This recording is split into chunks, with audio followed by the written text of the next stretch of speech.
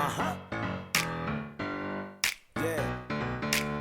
I feel like I could rule the world. I know I could be what I want to. I put my all in it like no days off. On the road, let's travel, never looking back. All right, I sat down to record this and I asked myself, what would be amazing? What would be awesome if I was going to share it with you? And I decided to pull something out of my secret stash. So, if you go to someone's house, imagine you go to some billionaire's house, you walk through the front door, the gate's open, the butler takes your coat, you walk through, somebody walks by with an hors d'oeuvres platter, you grab it, you like the tuna, you keep walking forward and he says, oh, would you like to see my collection? You said, my collection? You don't know what it's going to be. Shoes, watches, cars. He takes you down into the cellar and he shows you the wine collection and starts talking to you about it. That's what I'm going to do right now. I'm going to take you to my collection, but I don't collect wine. I don't collect watches or cars. I collect questions. And so this podcast is all about some of the great questions from my question stash. I have been keeping a notebook or a notepad of great questions because I have this phrase, which is ask a better question, get a better answer. And it's really come true for me in my life. I've been able to connect with people or get to the heart of the issue or find out information that I needed to find out just by asking a slightly different question. It's kind of amazing. Just phrasing things differently will have a totally different result. So I'm going to go through rapid fire. I'll try to keep this short. So we'll go through rapid fire. If people are interested, we could always talk more about this later, but I'm going to go through quickly of some great questions. So let's start with the lighthearted stuff. Okay. These are slight improvements when you're talking to other people. So one of the worst questions, that's the most common question, is just, oh, hey, how's it going? Hey, how's your day? Right? And that results in fine, good, right? And that's it. Kind of a dead end question as far as I'm concerned. So I like to frame things a little differently. When I see somebody that I want to talk to, we for a meeting or whatever it is, I'll say something, just a little bit different. It doesn't even matter. Like the words don't matter. It's just trying to get to something specific that will get beyond the trap of fine or good. So I might say, oh, you got a little pep in your step today. What'd you have for breakfast? Or, you look happy. What were you doing right before this? Right? So somebody could just pop on a Zoom and I'll hit them with that. You look happy. What were you doing before this? Oh, actually, I was on a call with blah, blah, blah. Or, oh, I was actually just cooking food. Doesn't matter what it is. I got them talking. It was a genuine question. And they start to open up a little bit more instead of just getting stuck in the cookie cutter, fine and good trap. Okay. What else? If you want to get to know somebody, instead of saying, oh, what do you like to do? And then they'll start to think about like hobbies and just sort of say generic, I like to travel. Oh, I like the movies. Of course, everybody likes the movies. Instead, what I'll do is I'll say, I only ever see you at the office. What's an ideal Friday night for you? What do you like to do? Right? Take me through. You wake up or take me through. Ideal Sunday morning. Right? And then people will start to tell me what they actually do in their life. So instead of thinking about vague, generic things that they like, they'll recall something specific that they do as a habit. And that'll actually tell you a lot about a person. They like to go hiking every Sunday with their friends or, I always, me and my daughter, we have this teeth brush routine and then we watch the cartoons and I make her pancakes, whatever it is. You'll get something real out of it. Okay, so those are some quick, lighthearted ones. Let's go to work related. Okay, so here's some, and by the way, each one of these I have a long list, but I'm just going to hop between categories. Okay, so work related. I've said this one before on the pod, but one question many bosses and managers ask is they're asking about a timeline for something. I always did this. I worked with engineers. I don't know how long stuff takes to make. Sometimes I thought things would be really complicated and they're like, oh, that's one line of code. And other times I thought things would be simple and they're like, that's 6 months of refactoring code if you want that. And so I used to always ask, when will we have this done, right? When will that get done? And people hate getting timelines. And there's just a generic problem with this. Some people will always sandbag. So they'll always say a long time and try to deliver faster than that. Some people want to make you happy. So they tell you an optimistic timeline, but it always ends up taking longer.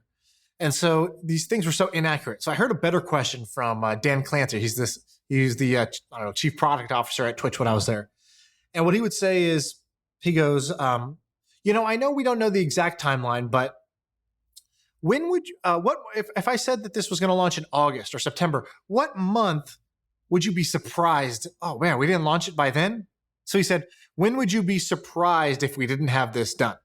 And that created kind of like first it got people's guard down. They weren't being asked for an estimate in the traditional way. And the second thing is that they would take that and they would start to kind of when you would be surprised by it not being out means that's sort of like the bottom bar. Like it's definitely going to be out by then.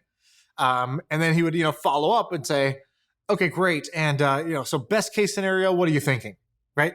And he would get a more accurate time range using that rather than just saying, when is this going to be done? So better question, you got a better answer. Some other questions I like to ask in the work context. Sometimes I'll listen to people explain something and it's a really big, heavy plan. And I'll just say, man, all that sounds really hard. What would be easy? And this question annoys people because they're like, oh, if it was easy, I would have told you. But in reality, when you ask them, what would be easy, they actually do come up with an answer that's pretty good.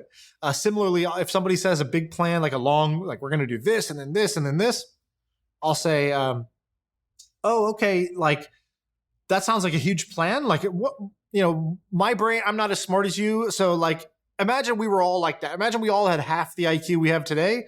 What would be the dumb, simple plan we would do to make some progress?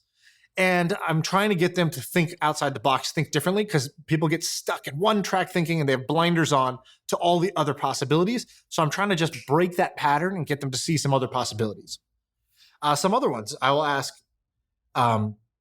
if I'm leading, if I manage somebody and they manage people, I'll say, hey, you don't have to tell me this answer, but it's a good question to ask yourself. What's a conversation you've been avoiding? Ooh, we're all avoiding some conversations, whether it's personal or professional. Another one will be, I'll wake up in the morning and I'll think about work and I'll say, who needs my help today?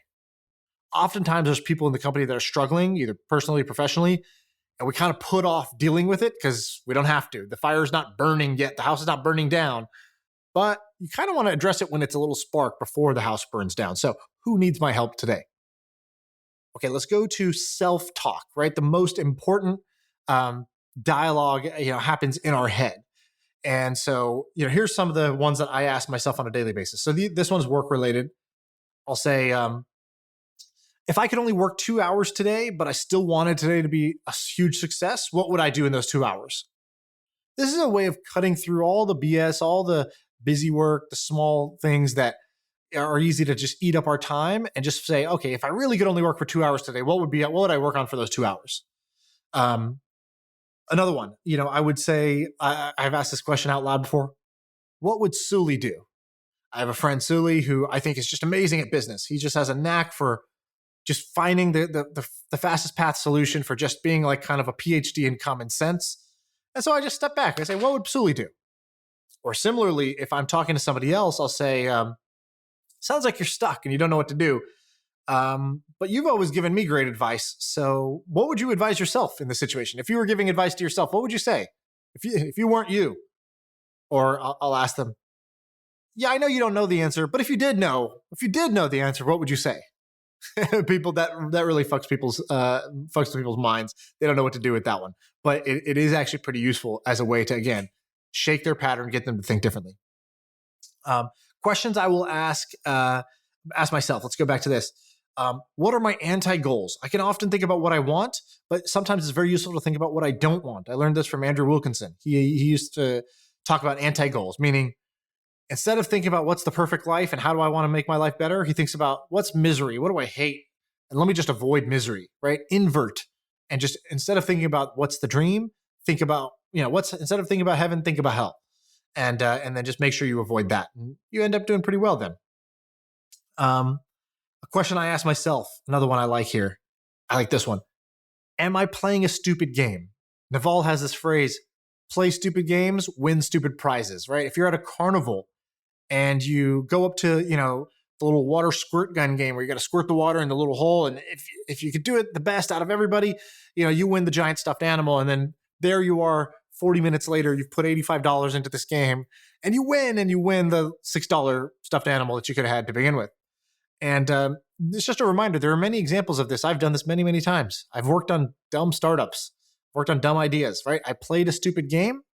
And if you play a stupid game, you're going to win a stupid prize. So I try to stop and ask myself, am I playing a stupid game? An example of a stupid game is trying to win an argument on Twitter or convince somebody to change their mind and when it doesn't really matter. Convince people I'm right.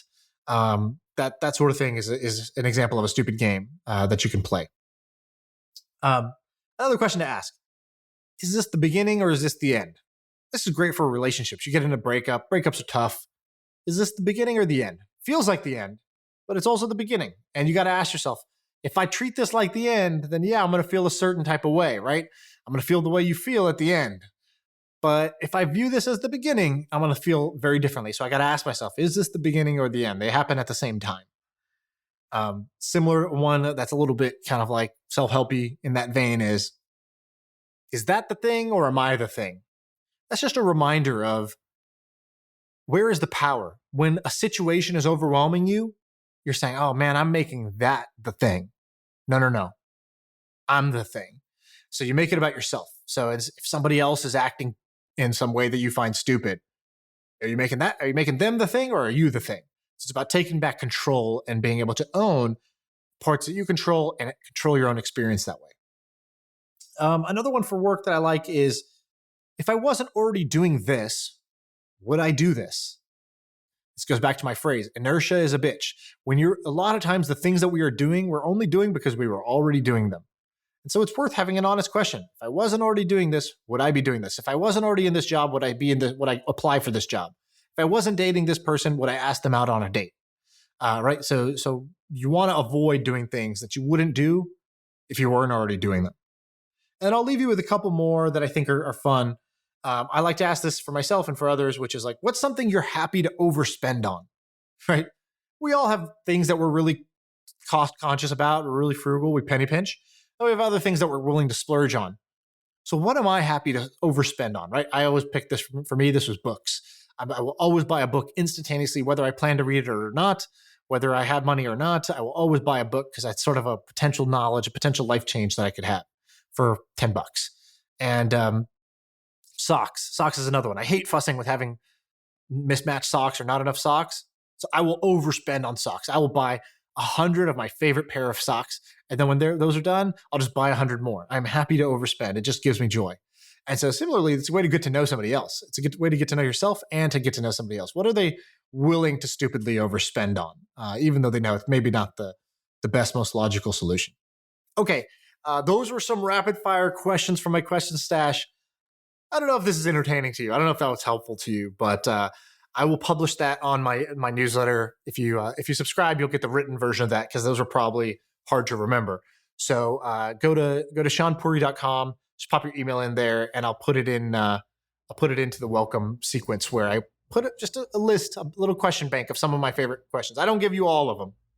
These are precious. I've been hunting these for a long time, but I will give you, 20, 25 of these that I really like. Ask a better question, get a better answer. All right, that's all from me. Hope you enjoyed this mini episode. Let me know what you think. Tweet at me or email me. I'm Sean at seanpuri.com. Hey, my first million listeners, this is Steph again from Trends.co. Now, most of you probably know Trends as the idea newsletter because that's what we do. We send you business ideas weekly and then we show you how to capitalize on them. But anyone that's run a business before knows that ideas only get you so far. In fact, if you've ever heard of Derek Sivers' framework, ideas are worth almost nothing and execution is everything. Great execution can take a brilliant idea from being worth $20 to $20 million. That's exactly why we're investing in making Trends a product for not just idea generators, but operators. And we've built a new feature called Trends Deals. Trends subscribers now get exclusive deals that make it easier and cheaper for them to run their businesses. We launched this month and already have around 100 deals in the pocket. So let me share a few highlights. We've got a deal of the month from Send Eats, which is actually a Trend success story. They raised their Series A at a $17 million valuation, and they do e-commerce fulfillment, so they're basically e-com as a service. They're offering Trends members free storage fees for life, which means thousands of dollars a month saved. We also have one of Sean's very own unicorns, Deal, D-E-E-L.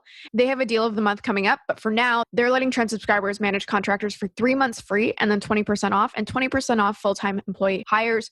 We all know Sam loves a good cold email. One of the best tools I've used is hunter.io, allowing you to source professional email addresses, and they're giving you 30% off. We also have Toucan, an investment of Sam's and my own. They are giving 6 months free of premium. We've got up to $50,000 in segment credits. And of course, we have a great HubSpot deal on the way. So if you want in on these deals, all you got to do is go to trends.co/MFM. Trends.co/MFM. We've got a special deal for you, $50 off at trends.co/MFM. You can try all of this out for $1. We'll see you on the inside.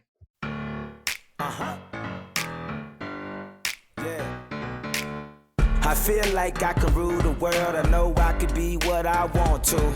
I put my all in it like no days off. On the road, let's travel, never looking back.